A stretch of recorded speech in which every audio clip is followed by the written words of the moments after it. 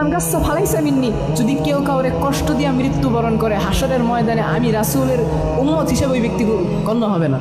কাউকে ধোকা দিয়ে ইবাদত করতেছেন, কাউকে প্রতারণা করে আপনি ইবাদত করলেন, ইবাদত কবুল হবে?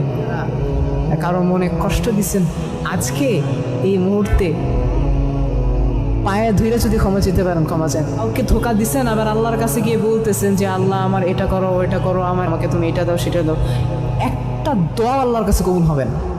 তো দুনিয়াতে যদি নিকৃষ্টতম একটা কাজ থাকে সেটা হলো প্রতারণা। চাচাতো বোন চাচাতো ভাই, বা ভাই বোন কাকার সাথে কাকার ঝগড়া লাগলো, বা বিভিন্নভাবে প্রতারণা হইলো। বর্তমানে সবচাইতে বেশি প্রতারণা যেটি দেখা যায় সেটি হচ্ছে এই যে যুবক যুবতীদের মধ্যে রিলেশন নিয়ে। কাউকে ধোকা দিচ্ছেন, আবার আল্লাহর কাছে গিয়ে বলতেছেন যে আল্লাহ আমার এটা করো ওইটা করো, আমার এসএসসিতে ভালো করো, এসএসসিতে ভালো করো, আমার রেজাল্টকে তুমি ভালো করো, আমাকে তুমি এটা দাও সেটা দাও, একটা দোয়া আল্লাহর কাছে কবুল হবে না। আপনি কি ভাবছেন কারো মন ভাঙছেন আর আপনি আল্লাহর কাছে চাবেন আল্লাহ দিয়ে দিবে? কারো মন ভাঙা, সে যদি দুনিয়ার নিকৃষ্টতম মানুষ হয়, আপনি যদি তার মন ভাঙেন, আল্লাহ পাক রব্বুল আলামিন বলে খুলুকুল মুকমিনিন আরশিল্লাহ, মুমিন আমাকে বাহির দিয়ে খোঁজো, তোমার অন্তরের মধ্যে আমি আল্লাহ আছি। সুতরাং এই মনের মধ্যে আল্লাহ পাক রব্বুল আলামিনের অবস্থান। অন্যথায় আমাদের কথা একটা প্রচলিত আছে, মন ভাঙার মসজিদ ভাঙার সময়। আর ওর কথা আমি বাদই দিলাম, আল্লাহ তাআলা তো নিজে বললো যে আমি তোমার অন্তরের মধ্যে আছি। ওই বোনকে বলি যে বোন আরেকজন ভাইয়ের সাথে ইয়া করলেন, প্রতারণা করলেন, ধোকা দিলেন, তাকে কষ্ট দিলেন, আমি একটা জিনিস শুধুমাত্র বই খুব খেয়াল করে শুনবেন। আবার আল্লাহর কাছে নামাজ পড়ে চাইতেছেন, আপনি চিন্তা করতেছেন আমি নামাজ পড়ে চাইলে আল্লাহ আমাকে দিয়ে দিবে, সম্পূর্ণ এটা ভুল ধারণা।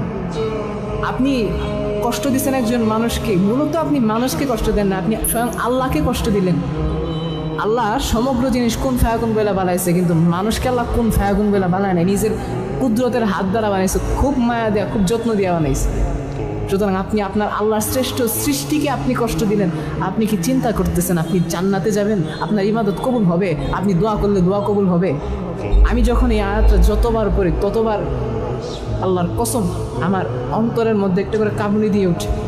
তো যে নবী আমার আপনার সকল উম্মতের জন্য পাগল, এই নবী কি বললো, মানগাসা ফালাইসা মিন্নি, যদি কেউ কাউরে কষ্ট দিয়ে মৃত্যুবরণ করে হাসরের ময়দানে আমি রাসূলের উম্মত হিসেবে ওই ব্যক্তি গণ্য হবে না।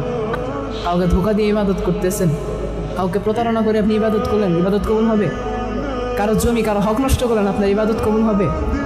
একটা জিনিস মনে রাখেন, কারো মনে কষ্ট দিলেন, নামাজ পড়ে ইবাদত তো কবুল হবেই না, বরঞ্চ যাকে কষ্ট দিলেন সে যদি নামাজের মধ্যে 2 ফোঁটা চোখের পানি ফেলে, আরে চোখের পানি ফেলার কথা বাদ দেন, 2 ফোঁটা চোখের পানিও ফালানো লাগবে না, নামাজের মধ্যে যা যদি হাত দিলা বলে, আল্লাহ তো মনের খবর জানে, সকল বান্দার তো আল্লাহ মনের খবর জানে।